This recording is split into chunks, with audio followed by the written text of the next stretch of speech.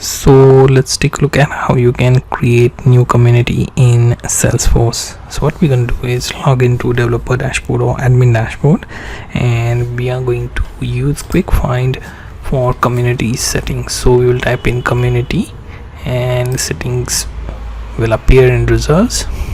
Okay, if you have not enabled the communities, then you have to enable that.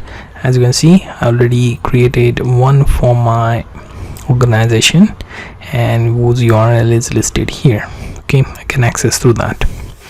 Also, I can save specific settings for that, and if you wish to edit your community, then all you have to do is go to this URL, okay, which will take you to all communities page.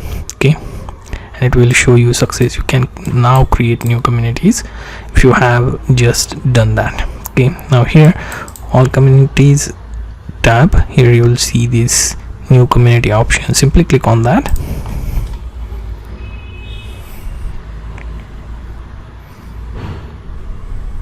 Okay, so we will create one community to show you how it can be done in Salesforce.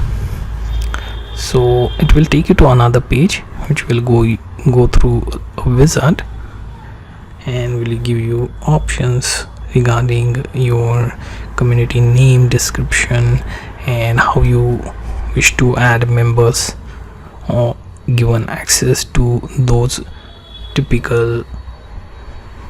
Okay, so here you see, choose the experience for your community. You can choose customer service, account portal, help center, then partner central, then app launcher. Okay, so what we will do is, we don't know what it is as of now. Okay, so what I'm gonna do is click on build my own. Okay, or in your case you can choose which experience you prefer. Okay, so simply build your own. Okay, you can click on get started. Here you can name your community. So DevNami screencasts. So screencast is going to be the community where you get help on the type of screencasts that are designed for you. Okay, here the URL is option, but you can give that name here as well.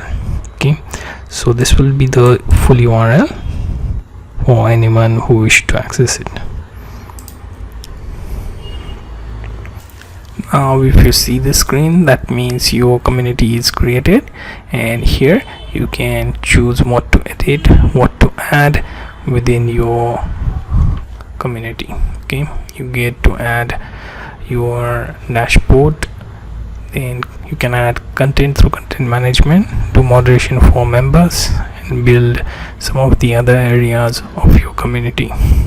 So you get the idea how to create community in your Salesforce dashboard.